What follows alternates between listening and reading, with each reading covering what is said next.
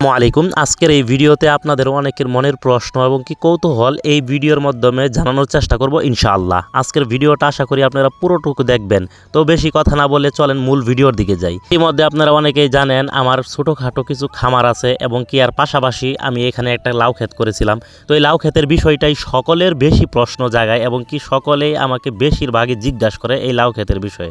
তো এই লাউ ক্ষেতের যেই ইয়াটা ছিল মূলত ওরকমভাবে হয়নি, তবে এরপরেও বিভিন্নভাবে বিভিন্ন সময়ে এটা নষ্ট হওয়ার পরেও আমার বাবার দীর্ঘ মেহনত এবং কি প্রচেষ্টার ফলে এখানে মোটামুটি কিছু আশার আলো রয়েছে।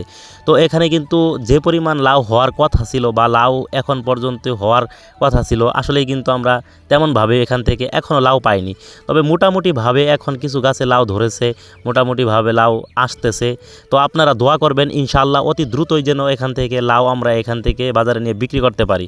তো আজকে আপনাদেরকে যে বিষয়টা আসলে বলার কথা ছিল, এই বিষয়টা হচ্ছে ভাই আসলে খামার ভিত্তিক ভিডিও করা খুবই কষ্টকর এবং কি খুবই কষ্টদায়ক একটা বিষয়। এরপরেও আপনারা যখন আমরা এত কষ্টের পরেও আমরা ভিডিওগুলো ছাড়ি, তখন আপনারা পুরো ভিডিওটা দেখতে চান না এবং কি আপনারা পুরো ভিডিওটা দেখেন না, না দেখেই বিভিন্নভাবে বিভিন্ন মন্তব্য করেন। এজন্য আসলে মোটামুটিভাবে সব দিক দিয়েই বলতে গেলে ভেঙে পড়ে গিয়েছিলাম।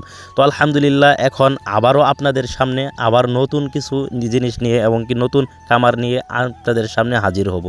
তো আজকে কিন্তু আমরা এখানে লাউ ক্ষেতের পাশাপাশি আমরা আরও কিছু বিভিন্ন আইটেমের এখানে শাকসবজি লাগানোর চেষ্টা করতেছি, কেননা এত দিন যাবৎ এখানে মেহনত করতেছি, এখানের ফলন কিছু না কিছু আমাদের লাগবে এবং কি আমরাও অনেকভাবেই পরিকল্পিত হয়েছি বা এবং কি অবগত হয়েছি যে আমরা এখান থেকে কিছু না কিছু মারিয়ে নিয়ে যাব। তো আজকে কিন্তু আপনাদেরকে এই বিষয়গুলোই বলার ছিল।